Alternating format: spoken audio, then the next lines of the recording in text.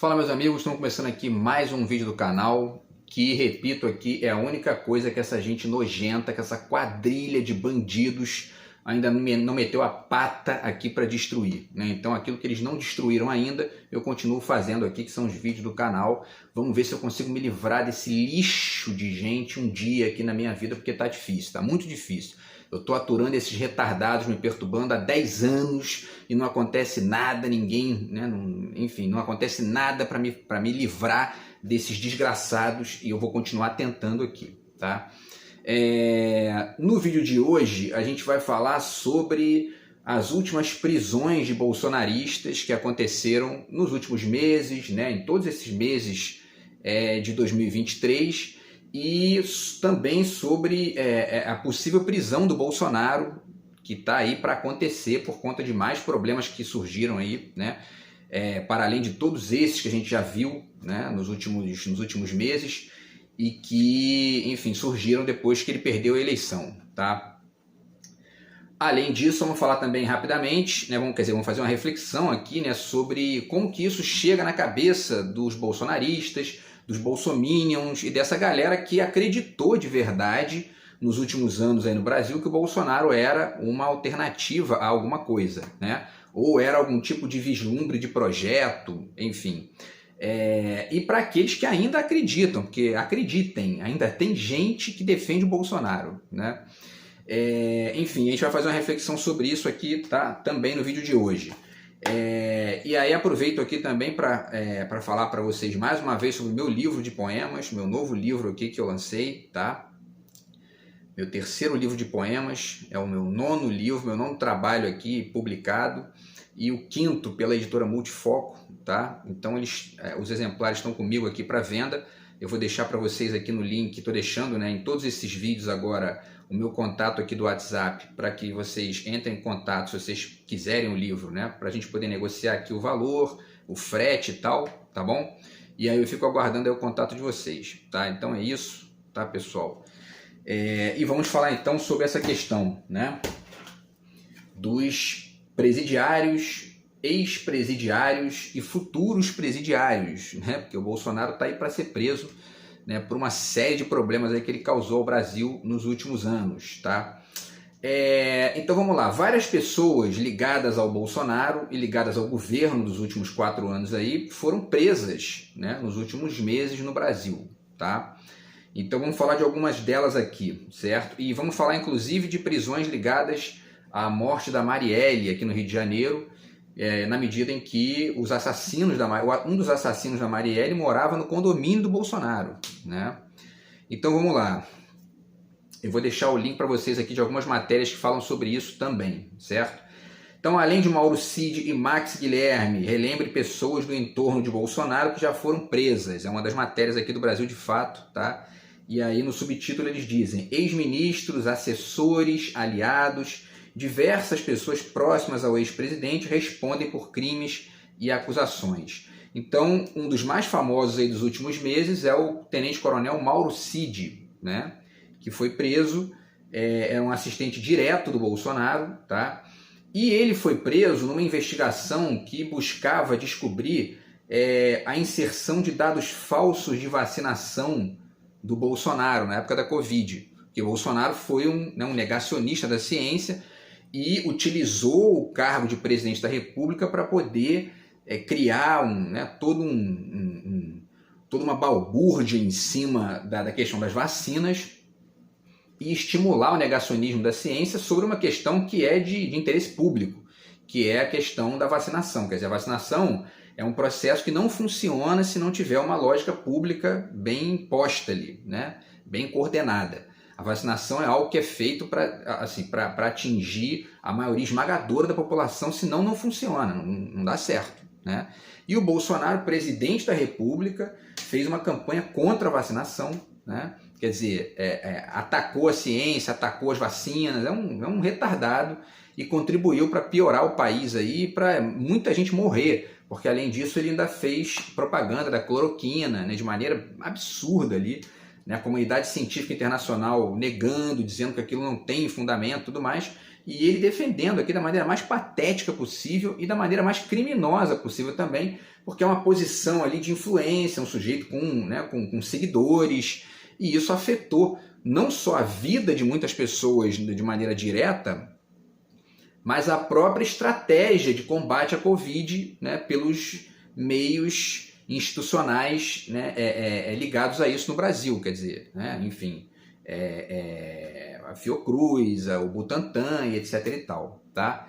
E aí, quando foram investigar o Mauro Cid, descobriram outras coisas, né? Descobriram, por exemplo, a questão da minuta do golpe, né? Que estava lá com ele também, né? E agora já descobriram outras coisas que a gente vai falar no final aqui também dessa lista, ligadas à venda das joias, né?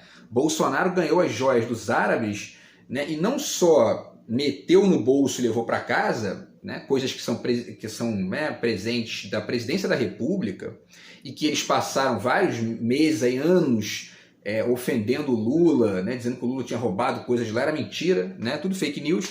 Quem roubou foi o Bolsonaro, né, que meteu no bolso e pior, colocou os assessores para vender as joias que ele recebeu de presente dos árabes no exterior. Quer dizer, um bandido, né, para além de todo o lixo que ele causou no Brasil nos últimos anos, tá? E também foi preso o ex-sargento do BOPE, Max Guilherme, também ligado ao mesmo esquema aí, certo? Outras pessoas presas, Rony Lessa e Elcio Queiroz, tá? Estão presos desde março de 2019, por conta do assassinato da Marielle Franco e do motorista Anderson Torres, tá? O Rony Lessa morava no mesmo condomínio do Bolsonaro. E existe aí a suspeita, inclusive até hoje, da participação ou não do Bolsonaro nesse crime, né? Isso está sendo investigado aí pelo Flávio Dino, pela galera da Polícia Federal. O Fabrício Queiroz, né, foi preso em junho de 2020, escondido na casa do advogado do Bolsonaro, Frederico Assef, né? Foi solto em 2021, se candidatou, mas não foi eleito, tá? Daniel Silveira, né, deputado bolsonarista, preso em fevereiro de 2021, certo?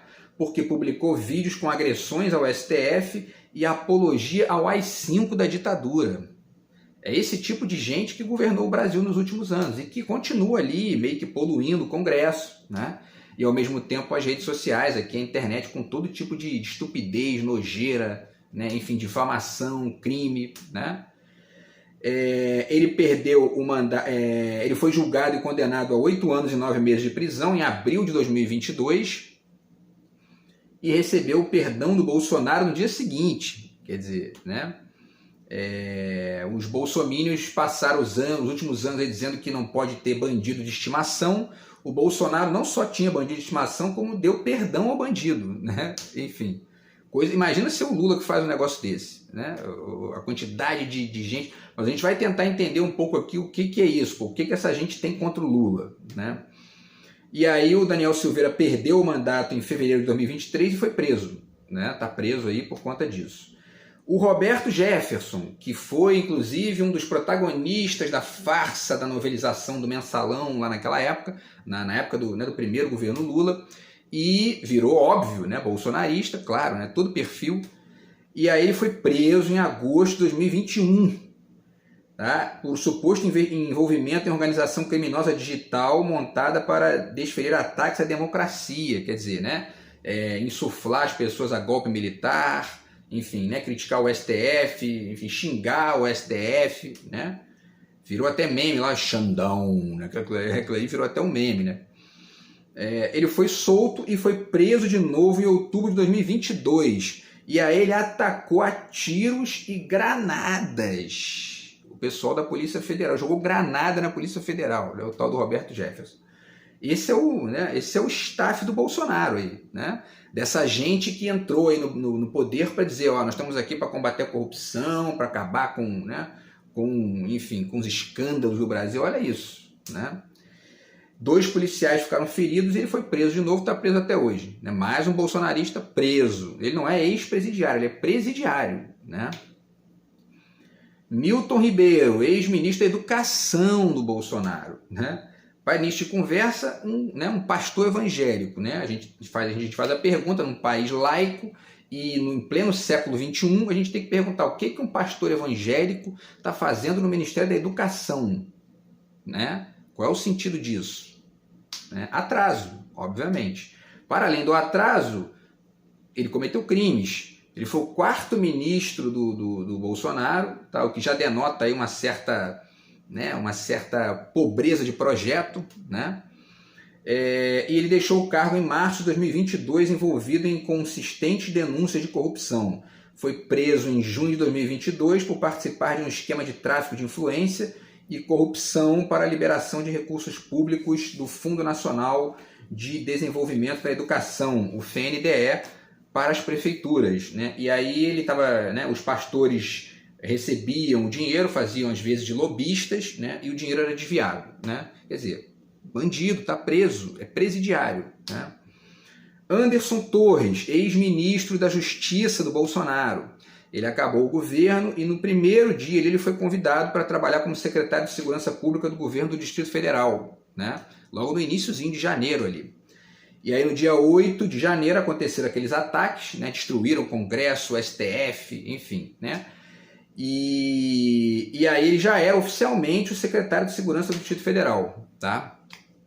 Ele entrou de férias, na verdade, né? Ele ia entrar de férias, parece, no dia 9, só que ele viajou na sexta-feira, porque o dia 9 era segunda, o dia 8 foi domingo, a sexta-feira era dia 6, né? E ele viajou no dia 6, foi embora.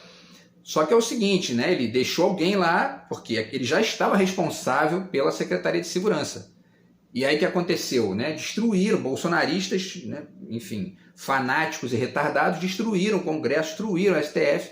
E o que aconteceu, né? Ele é que é o responsável por aquele setor ali, tá? E aí, o que acontece? Ele foi preso depois que a Polícia Federal achou na casa dele uma minuta de um decreto que permitia a ele instaurar um estado de defesa na sede do TSE, né? Quer dizer, o Bolsonaro e sua gangue estavam armando ali um golpe de Estado, né? E essa minuta tinha um dos objetivos dela era estabelecer um estado de defesa, fechar o TSE, né? Que é o Tribunal Superior Eleitoral, né? Que é onde acontecem as eleições, que é um dos pilares da democracia, do exercício do voto, etc. e tal, da vontade popular. E o sujeito, eles queriam fechar o TSE e melar as eleições, fechar o país, né? E dizer, ó, acabou, não tem mais eleição, isso aqui, né? A gente é que manda aqui, entendeu? Uma minuta de um golpe foi encontrada na casa do Anderson Torres, ele foi preso, né? E agora ele foi ouvido na CPI lá que está acontecendo sobre os atos golpistas, né? E já foi, ele mesmo já admitiu lá que ele deveria estar, né? Que era ele o responsável, etc. E a questão da minuta do golpe está aí, né? Tá todo mundo, já tem provas disso aí, né? E não é novidade, na verdade isso não espanta, né? Porque Bolsonaro é um golpista desde sempre, né? Desde sempre. A galera do 8 de janeiro, né? Também é isso, é um grupo de bolsonaristas, um grupo grande, né? Milhares de bolsonaristas que foram para lá, destruíram o Congresso Nacional, destruíram o STF, destruíram, né, o Palácio do Planalto ali e estão presos, né? Mais de 1000 foram presos, vários foram soltos por vários motivos, né? Porque uns são idosos, outros são, né? Tem mulheres, tem, enfim, uma série de coisas ali uma série de atenuantes que foram tirando essas pessoas de lá. Mas o fato é que todos estavam lá, participaram da destruição, né? Para além daqueles que financiaram o golpe, a tentativa de golpe, né? E aquela depredação toda lá. Que são pessoas que algumas delas já foram presas também, outras estão sendo aí investigadas e tal, né? Então eles foram enquadrados, os que destruíram, né, o Congresso, foram enquadrados no artigo 359-M do Código Penal por tentar depor um governo legitimamente constituído, pena de 4 a 12 anos de prisão, certo? O que mais, pessoal? Jorge Washington de Oliveira, preso em 24 de dezembro de 2022, agora no final do ano, porque ele colocou uma bomba próximo a um caminhão de combustíveis do lado do Aeroporto Internacional de Brasília, né? É um sujeito que, assim, né, ele só não é um terrorista porque ele é brasileiro, então ele está ali, na verdade, atacando o próprio país dele, ele é um bandido, né? Enfim, é um alucinado que chegou ali que destruiu o aeroporto, né? E os financiadores do golpe, né, que são empresários, muitos ligados ao agronegócio, também estão sendo aí alguns presos, outros investigados, como eu falei, tá? Por tentativa de abolir, né, de maneira violenta o Estado de Direito, né? Ou seja, essas pessoas são todos presidiários, ex-presidiários que voltaram, reincidentes, né? É o caso do Roberto Jefferson, e alguns são futuros presidiários, né? E os bolsominions passaram os últimos anos aí dizendo que o Lula, especialmente depois que o Lula foi solto, né, pela descoberta daquilo que todo mundo que estuda um pouquinho já sabia, que aquela porcaria daquele processo era uma farsa, que o juiz Moro é uma farsa, que o Dallagnol é uma farsa, né? Enfim, e xingando o Lula, dizendo que o Lula é ex-presidiário de uma forma pejorativa e tal, né? E o último caso, para a gente chegar aqui, para a gente fazer a nossa reflexão, é esse último que surgiu agora do Silvinei Vasquez, né? Essa questão já tinha sido levantada na época da eleição, porque no dia, né, da eleição, esse sujeito que era presidente da Polícia Rodoviária, ele era diretor da Polícia Rodoviária Federal, ele esquematizou blitz falsas, né, nas estradas do Nordeste, especialmente em áreas onde o PT tinha maioria, né? E foram parando várias pessoas na estrada que tinham adesivos do PT e tudo mais, para tentar impedir essas pessoas de votarem, né? E isso ficou registrado na época por celular, muita gente filmou, denunciando ali, né? Quer dizer, são pessoas assim, para além da covardia da coisa e do uso indevido do Estado, né, para poder melar as eleições, né, um crime evidente, são estúpidos, né, porque eles contavam, na verdade, com a vitória, né? Se eles ganhassem, aí tudo isso ia por baixo do pano, né, e efetivamente ninguém ia ser investigado e tal, porque, né, o Bolsonaro é isso aí, né? Mas como eles perderam, está aparecendo tudo agora aí, né? E o Silvinei Vasquez teve a prisão preventiva dele no dia 9/8, agora, né? Pelo Alexandre de Moraes, e aí na Operação Constituição Cidadã, que investiga atos de agentes públicos para interferir no processo eleitoral do ano passado, tá? Ou seja, fizeram bloqueios ilegais nas estradas no Nordeste para impedir eleitores de votar no dia 30 de outubro de 2022, tá? Por último, pessoal, a gente fala agora não de uma prisão, mas de uma futura provável prisão, né? Que é do próprio Bolsonaro, tá? Já descobriram, tá? Vou deixar o link para vocês aí, que houve um resgate sigiloso dessas joias, né, dos árabes, para poder vendê-las, para ocultar a venda delas, a tentativa de vendê-las no exterior, tá? Então, vou deixar o link aqui que diz o seguinte, tá? Vamos lá. Aliados do ex-presidente Bolsonaro conduziram uma operação resgate para recuperar um kit de joias dado pela Arábia Saudita e tentar ocultar a tentativa de venda do presente nos Estados Unidos, apontou a Polícia Federal. E aí a nota da Polícia Federal, encaminhada ao STF, diz o seguinte aqui: a operação encoberta permitiu que, até o presente momento, as autoridades brasileiras não tivessem conhecimento que os bens foram alienados no exterior, descumprindo os normativos legais, com o objetivo de enriquecimento ilícito do ex-presidente Jair Bolsonaro e posteriormente recuperados para serem devolvidos ao Estado brasileiro, certo? E aí essas joias, o que aconteceu exatamente, né? O Bolsonaro recebeu essas joias de presente, só que essas joias isso foi um presente oficial do governo da Arábia Saudita para o governo brasileiro. Quando acontece isso, os objetos ali que foram presenteados, eles têm que ir para uma instituição pública ali para ficar, enfim, né, para ficar guardados ali e, enfim, né, ficar ali como se fosse inclusive uma prova, né, de que o presente chegou e está ali, né, não foi apropriado de maneira indébita pelo presidente, por ninguém, né, por nenhum particular, né? O que o Bolsonaro fez? Pegou essas joias e de maneira ali, né, escondidinho, ele orientou os capachos a irem para os Estados Unidos tentar vender as joias lá, né? E as joias foram anunciadas, segundo consta aqui já na notícia, na Pensilvânia, em Miami, em lojas, né, colocadas lá, enfim, para vender nos Estados Unidos. Quer dizer, Bolsonaro é um bandido, né? Porque é isso, né? Se apropriou das joias que eram presentes oficiais do governo brasileiro para si, né? E botou à venda nos Estados Unidos as joias, né? Através dos capachos dele aí, que todos eles estão presos agora, né? Então, assim, né, a pergunta que fica é a seguinte, agora a gente vai começar a reflexão aqui do vídeo. Como que deve estar a cabeça dos bolsonaristas, dos bolsominions, né, especialmente daqueles fanáticos ou ingênuos que ainda defendem esse sujeito, né, para além de todo o caos que ele causou no Brasil nos últimos 4 anos, em todos os níveis, né, educação, cultura, economia, enfim, né, tudo, né, a pandemia. Então, assim, para além disso, tem gente que ainda defende esse sujeito. Como é que deve estar a cabeça dessa galera? Porque a única defesa, né, o único motivo de fato, eu escutei agora um vídeo, né, ontem, um sujeito entrevistando lá, o que você acha do Bolsonaro? Pelo menos ele não é corrupto. É só isso que, né, 90% desses bolsominions, a resposta é sempre essa. Por que a resposta é sempre essa? Eu já fiz vários vídeos aqui falando sobre isso. Porque ele não tem projeto, né? Agora, para além do fato de que você analisar um candidato a presidente ou um presidente porque ele pelo menos é honesto, que já é uma ingenuidade absurda, né? Existe o fato concreto agora, né, sabido enfim, e mais do que sabido, que nem isso ele é, nem honesto ele é, porque está aí, né? Botou as joias para vender, tem um golpe, enfim, né? Olha a quantidade de gente que está presa.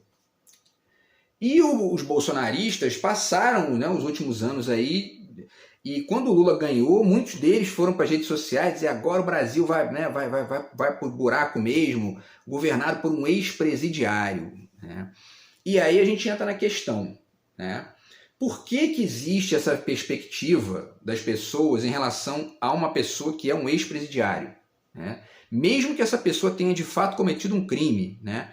Porque o período que a pessoa passa no presídio, né, cumprindo a sua pena, é um período que uma visão civilizada de país, de mundo e tudo mais, uma visão humanista e uma visão mesmo pragmática até, porque isso, né, quando a gente olha para as comparações estatísticas, né, os países que tratam essa questão com civilidade geram menos reincidência de crime, né? Então, quando você tem uma perspectiva, né, civilizada, humanista, etc., você entende que aquilo ali é um processo de recuperação da pessoa, ela está pagando uma pena e, ao mesmo tempo, está se recuperando para retornar à sociedade, né, para retomar ali a sua vida e tudo mais. Mas essa gente que trabalha com a ideia do ex-presidiário, né, como um estigma, e essa é a questão, e essa é a visão da direita brasileira e de algumas pessoas de esquerda também, né? Não é todo mundo que não é só a direita que tem isso não. Algumas pessoas na esquerda também são assim, né? Se tiver um ressentimentozinho pessoal ali envolvido, essas pessoas também aderem, né, a esse estigma. Mas o fato é que isso é um estigma. Vamos ver aqui no dicionário o que é o estigma, né? Tá aqui, ó. O estigma, ele é uma visão negativa e muito arraigada numa sociedade a respeito de determinada prática ou de um comportamento, ou até uma doença e tudo mais, tá? E o estigmatizar é condenar moralmente, né? Essa ideia do estigma, essa ideia do ex-presidiário que foi ligada ao Lula, né? Ela é nitidamente um estigma, né? E é um estigma que ele não está ligado só à questão do presídio propriamente dito, né? Presídio no Brasil geralmente é lugar para negro, pobre, favelado, né? Porque a classe dominante no Brasil, os ricos do Brasil, eles, né, é essa elite do atraso, né, como pondera o Gessé Souza, que se vê como alguém, né, intocável, né, cometem crime à torto e à direito, e quando alguns são presos, não existe esse estigma por parte desse tipo de pessoa que que são os bolsonaristas, né, de maneira geral, que é uma galera de direita, normalmente, ou classe média, ou até os pobres de direita também, né? Mas essa galera classe média e os ricos que estigmatizam o Lula por isso, é gente que não faz o mesmo quando o Roberto Jefferson é preso, quando, né, o Daniel Silveira é preso, quando o Bolsonaro, se o Bolsonaro for preso, eles não vão fazer isso com o Bolsonaro. Não vão tratar o Bolsonaro como vão tratar o Bolsonaro como uma vítima, né? Para além do fato de que o processo contra o Lula já foi provado e comprovado 500 milhões de vezes que foi tudo uma farsa, né? Tudo uma farsa criada ali para poder tirar o Lula da corrida eleitoral e colocar o Bolsonaro, que prejudicou a vida da maioria dessas pessoas que ainda defendem ele, né? Então é um negócio assim inacreditável. O estigma ele é uma coisa pesada. Então essa questão ligada ao Lula tem a ver com esse período que ele passou na prisão, a despeito mesmo, né, da farsa da coisa, da injustiça da coisa toda, mas tem outros vieses, né? E dois parecem ser os melhores aí, né? Que são os melhores para a gente entender isso, né? Os mais prováveis, né? Que são o fato dele ser de esquerda, porque a gente tem vivido nos últimos anos aí, né, uma vilanização da esquerda que é ideológica, é arquitetada nos salões aí e tal, né, e, enfim, engolida sem a menor reflexão pela maioria da população de direita aí, né. E também por ele ser nordestino. Obviamente que tem isso, porque a gente falou disso aqui já em outros vídeos do canal, existe um preconceito contra o Nordeste, tá aí o separatismo do Zema, que é, né, enfim, é enfim, a verbalização disso, né? É o exercício desse preconceito, dessa pobreza de visão de país, que é da direita brasileira, né? Então, assim, tudo isso é um estigma. E aí vale dizer, né? Vale pensar como é que os bolsonaristas devem estar lidando com esse fato concreto, que é o de que tem dezenas de bolsonaristas ligados ao governo, presos, investigados, né? Ou, aliás, centenas, né? Porque se a gente contar lá aqueles retardados que destruíram o Congresso, destruíram o STF, são centenas de bolsonaristas ligados ou de maneira indireta, eles são eleitores, ou de maneira direta no governo Bolsonaro, presos, e o Bolsonaro acusado de 500 coisas aí. Só não foi preso ainda porque, assim, vai saber por quê, né? Porque tá tudo aí na cara, que foi ele que armou isso tudo, ele participou disso tudo, né? Então, como é que deve estar a cabeça dessa galera que estigmatizou o Lula nos últimos anos, né?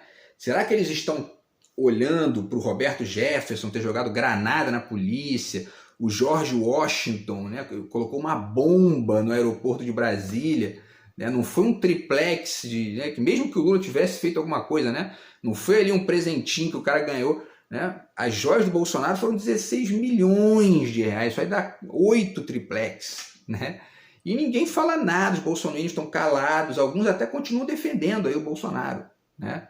Isso não é outra coisa senão o estigma. Junto, obviamente que o estigma, ele na verdade, ele é baseado num processo de ignorância, de alienação, de ingenuidade conceitual, de pobreza de raciocínio reflexivo e complexo, e uma série de outras coisas estão envolvidas aí, né? E para além disso tudo, né, eu deixo aqui para vocês a dica do Foucault, mais uma vez, eu não tenho aqui o Vigiar e Punir, que é um livro dele que ele fala sobre as prisões, tenho ele em PDF, mas eu não tenho em livro. Mas ele comenta isso aqui no Microfísica do Poder, tá? E ele fala o quanto que no início do século XIX, né, essa coisa dos presídios já era um fracasso, né? Tá aqui, ele fala na página 131, aqui no final ele vai dizendo, né, que a prisão foi inventada porque havia uma ideia de que isso podia transformar as pessoas e tal, e ele finaliza dizendo, né, o fracasso foi imediato e registrado quase ao mesmo tempo que o próprio projeto. Desde 1820 se constata que a prisão, longe de transformar os criminosos em gente honesta, serve apenas para fabricar novos criminosos ou para afundá-los ainda mais na criminalidade, especialmente quando é o modelo que a gente vê nos Estados Unidos e o modelo que a gente vê aqui no Brasil, né? E provavelmente em outros lugares aqui dos países em desenvolvimento. Por quê? Porque a lógica de segurança pública desses países é pautada por uma visão do presídio, né, e do processo penal como vingança, e não como um processo de ressocialização, né, e um processo de civilidade, né, que é o que a gente vê na Europa, né, na maioria dos países da Europa, especialmente nos países do norte da Europa, ali, mas também em Portugal. Eu vou deixar o link para vocês aqui do documentário do Michael Moore, que ele fala sobre isso, O Invasor Americano, tá? E, enfim, a gente vê uma diferença, ele vai na Europa para poder analisar alguns presídios lá, né, e compara com os Estados Unidos. A taxa de reincidência nos Estados Unidos é de 80%, na Europa é 20%, né? Então, quer dizer, a gente tem que olhar para a Europa, o que a Europa está fazendo em relação a isso, porque isso gera uma melhoria, né, na sociedade e tudo mais. Beleza, pessoal? Então vamos ver como é que os bolsominions vão lidar aí com isso se o Bolsonaro for preso, né, para se juntar a essas centenas de bolsonaristas que já estão presos aí. Beleza, pessoal? Então é isso, a gente se fala no próximo vídeo do canal. Um grande abraço, tamo junto, Fui.